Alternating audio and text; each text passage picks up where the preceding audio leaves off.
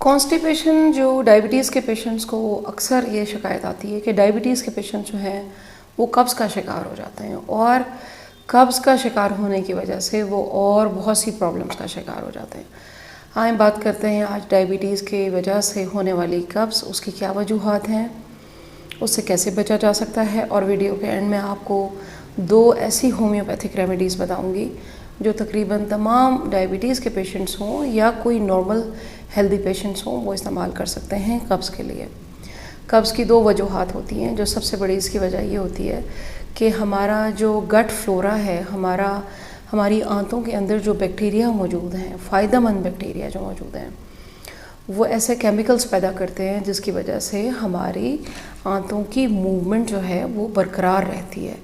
इस मूवमेंट के होने की वजह से जो खुराक हम खाते हैं और जो फुजले की शक्ल में आपकी आंतों से जिसने स्टूल्स बन के निकलना है, वो ये बैक्टीरिया अपना काम कर रहे होते हैं इसके पीछे।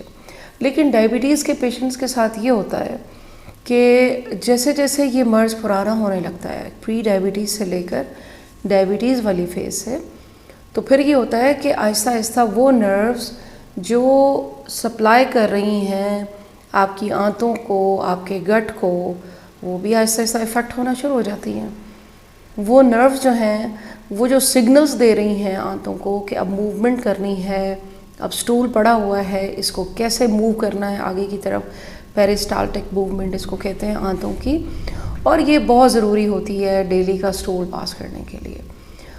अगर नर्व डैमेजेस हो जाएं और शुगर पुरानी से पुरानी होती चली जाए और कुछ अद्वियात के साइड इफ़ेक्ट्स भी होते हैं जिसकी वजह से शदीद कॉन्स्टिपेशन हो जाती है और आपके जो फ़ायदेमंद बैक्टीरिया हैं वो मरने लगते हैं, और अगर वो किल होने लगे हैं इस फ्लोरा के अंदर, यानी इस एनवायरनमेंट में, तो फिर जो उनका करने का काम है वो नहीं होगा।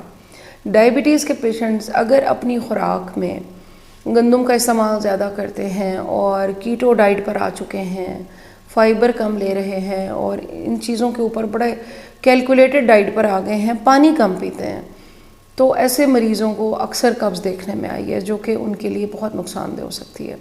हाई ब्लड प्रेशर भी बढ़ाती है, कब्ज़ बॉडी में मोटापा बढ़ाती है, कब्ज़ आपके जिगर को इफ़ेक्ट करती है, कब्ज़ आपके सोचने समझने की सलाहियत को इफ़ेक्ट करती है। तो पानी का इस्तेमाल सबसे ज़्यादा आप करेंगे, ख़ास तौर पे वो पेशेंट जो प्री डायबिटीज़ या डायबिटीज़ के पेशेंट हैं और शदीद उन्हें कॉन्स्टिपेशन है, आप पानी का इस्तेमाल ज़्यादा करेंगे और सलाद और सब्ज़ियाँ आप ज़्यादा करेंगे। ऐसी बहुत सी दवाएं जो कैल्शियम चैनल ब्लॉकर्स हैं, एंटासिड्स जो आप मैदे के लिए खाते हैं, ये चीज़ें भी कब्ज़ करती हैं क्योंकि ये पानी जज़्ब कर लेती हैं आंतों का। तो अपनी आंतों की मूवमेंट को बरकरार रखना ज़्यादा ज़रूरी होता है। फाइबर तो क्या करता है, उसको हैवी कर देगा और थोड़ा सा सॉफ्ट कर देगा, लेकिन जब तक ये आंतों की मूवमेंट नहीं होगी, स्टूल्स पास नहीं होगा। और ये आपको बता दूं कि गट जो है, हमारा जो आंतें हैं, ये हमारा सेकंड ब्रेन कहलाता है। यानी मैंने आपसे कहा ना कि अगर कब्ज़ हो गई है तो सोचने समझने की सलाहियत भी जाती रहती है, आप हर वक्त परेशानी का शिकार रहते हैं, हत्ता कि आपकी ये हालत हो जाती है कि आपको ना नींद आती है, आप एंजाइटी का शिकार होने लगते हैं। तो गट जो है वो सेकंड ब्रेन माना जाता है और 70 to 80% इम्यून सिस्टम जो है वो हमारा गट कंट्रोल करता है। यानी हमारी आंत का फूल जाना, कब्ज़ हो जाना, उसमें ज़ख़म हो जाना नहायत। इसकी एक और बड़ी वजह आपको मैं ये बताऊंगी कि जो ये पेरिस्टाल्टिक मूवमेंट होती है आंतों की, हमारा जो एक जिगर एक बनाता है ना हार्मोन बाइल, जो सॉल्ट बनाता है, बाइल सॉल्ट, ये क्या करता है, ये चिकनाई को डिज़ोल्व करता है और ये 800 से 1 लीटर तक बनता है एक दिन में। और इसीलिए बनता है कि इसके बनने से हमारी आंतों की मूवमेंट, ये लुब्रिकेट करता है जाके आंतों को, चिकनाई को भी एब्जॉर्ब करता है, उसको डिज़ोल्व करता है छोटे छोटे मॉलिक्यूल्स में, और हमारी आंतों की मूवमेंट को जो है वो कंटिन्यू रखता है। तो जब आपको कॉन्स्टिपेशन शदीद हो जाए, चाहे नॉर्मल पेशेंट हो चाहे डायबिटिक हो, तो आपको अपनी डाइट में थोड़ा सा फ़ैट को बढ़ा देना है, मक्खन की शक्ल में, देसी घी की शक्ल में। इसके लिए आपको बेहतरीन एक टोटका बताऊंगी, वो भी आपको बताती चलूँगी कि जब भी ऐसी प्रॉब्लम आपको हो तो आपने पानी के अंदर 1 टेबलस्पून या 1 टीस्पून ऑलिव ऑयल डाल के आप पी लें नीम गर्म पानी में।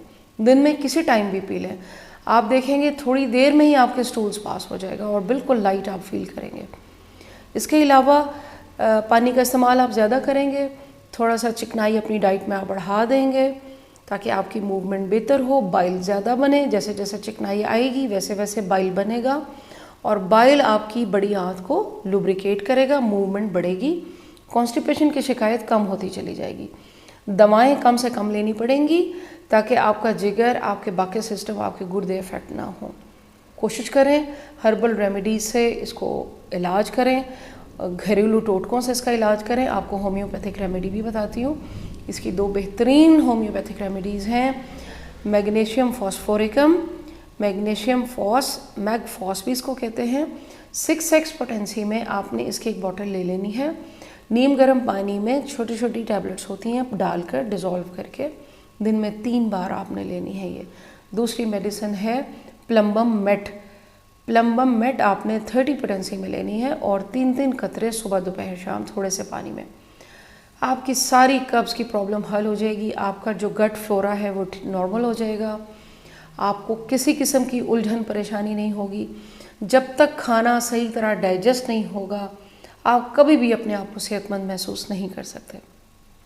आज की मेरी वीडियो थी डायबिटीज़ और प्री डायबिटीज़ या नॉर्मल पेशेंट्स के लिए जो शदीद कॉन्स्टिपेशन का शिकार होते हैं, उनके लिए होम्योपैथिक रेमेडी आपको बताई, हर्बल रेमेडी बताई। पानी में 1 चम्मच फ़ौरन नीम गर्म पानी में आप वो ले लें ऑलिव ऑयल, आप देखेंगे कि बहुत बेहतर महसूस करेंगे आप। वीडियो को सब्सक्राइब, लाइक और शेयर ज़रूर कीजिएगा। दुआओं में याद रखिएगा। अल्लाह हाफ़िज़।